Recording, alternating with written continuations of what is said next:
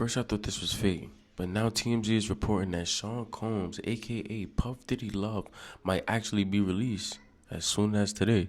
I don't know what you're talking about. Diddy's team is arguing that the charge that Diddy received is unconstitutional and flat out wrong. They're saying for the thing that Diddy did, no one has ever, like in the history, ever been charged as harshly as Diddy for the kinky stuff that he did. There is a good chance that Diddy could be eating dinner at his home tonight, a free man.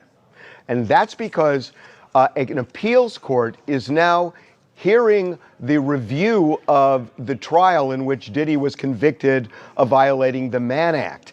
And his defense lawyers are making two arguments that could sway these judges and make them overturn the conviction. Let me explain both.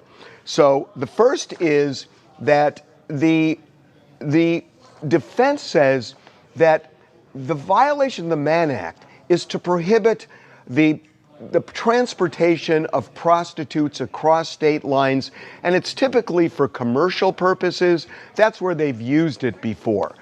In this case, the defense is saying this is nothing more than kinky porn, and kinky porn is protected by the First Amendment. Now, that may sound crazy, but I'm going to read you something from their brief. Listen to this. They say, freak-offs and hotel nights were highly choreographed sexual performances involving the use of costumes, role play, and staged lighting, which were filmed so Combs and his girlfriends could watch this amateur pornography later. Pornography production and viewing of this sort is protected by the First Amendment and thus cannot constitutionally be prosecuted. So what they're saying is, look, if you want to use the Mann Act to prosecute people who are moving prostitutes across state lines for commercial transactions, which again is what it's usually used for, that's one thing. But here, there's no commercial purpose. Diddy lost money. He ended up paying the prostitutes. The films were never distributed to anybody. The defense is saying it was for his pleasure and the pleasure of people who may have been participating. I've seen someone say sex work ain't a crime if you put a camera in front of it. I think that's what Diddy was trying to do. I think he was trying to find a loophole and record the sex acts and say that they was for porn. But I don't think it's going to hold up because those videos was never released. It wasn't for public consumption. It was for self-gratification. So they're saying, look, this is like any porn. It could be OnlyFans. It could be anything like that. And all of that is constitutionally protected and shouldn't be prosecuted. So that's one argument. And I got to say, it is an interesting argument. The prosecutors are saying it's meritless, but I wouldn't be so quick to judge it that way. So we don't know what the prosecution is going to say beyond that in court. But these judges, as I'm recording right now, the judges are hearing these arguments. The second thing they're arguing is that the sentence was totally out of whack, that Diddy got 50 months for violating the Mann Act. And typically, for Mann Act prosecutions, the average is around 15 months.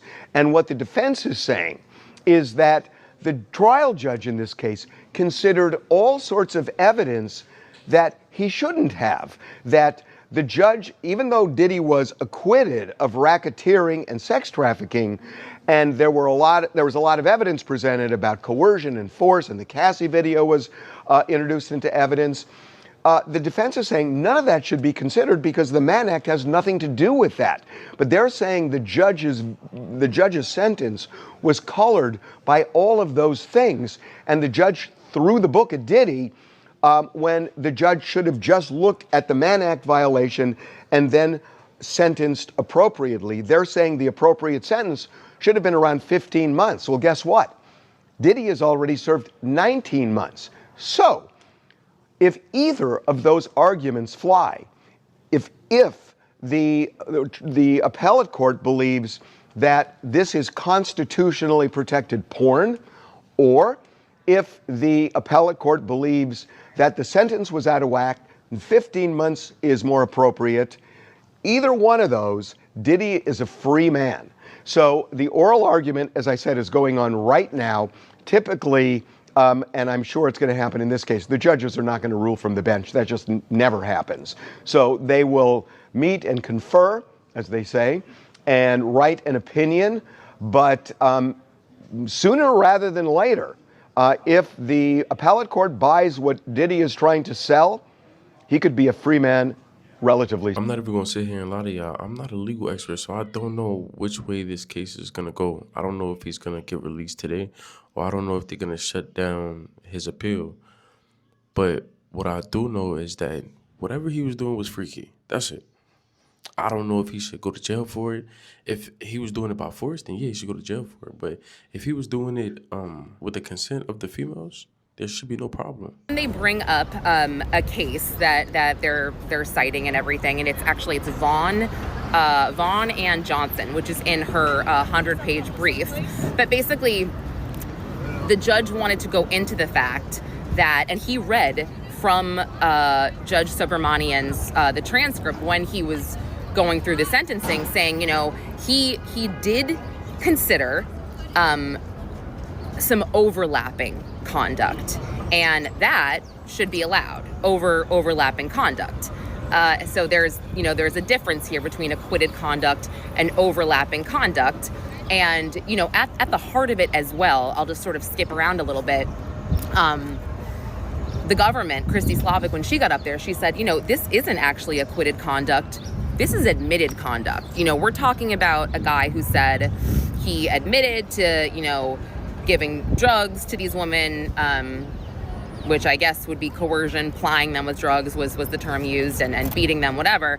And then Shapiro said, no, that's not actually admitted conduct. That's not what happened. He never admitted to, quote, plying them with drugs. What he admitted to was, you know, domestic violence.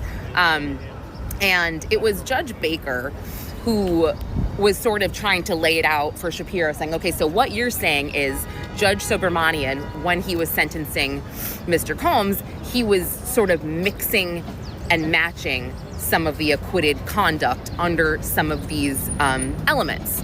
And she said, yes, that's what he was doing. So if he were to sentence Combs on, you know, a coercion element, you know, or because of coercion, like that should not be allowed because he was acquitted of coercion under different predicate acts. So they bring up the Cannes Film Festival travel, which is when, and this was Nardini who brought this up. They seem to be kind of stuck on this for a minute. Again, like I said, I'm not a legal expert, so I don't know really how it's going to go. But from the outside looking in, it don't look too good for Diddy. I don't think they're just going to let him go. But let me know in the comment section, what do y'all think? Y'all think they're going to let the freak monster go? Or are they going to let Puff Diddy Combs free, a.k.a. Mr. Love, a.k.a. Mr. I love this drink. Will you put my bag I like at? when you like this, Daddy. Yeah, will you put my bag Daddy, at? I like when you It's right here, scrambling it's and right scraping for here. shit. No. Why are you gay?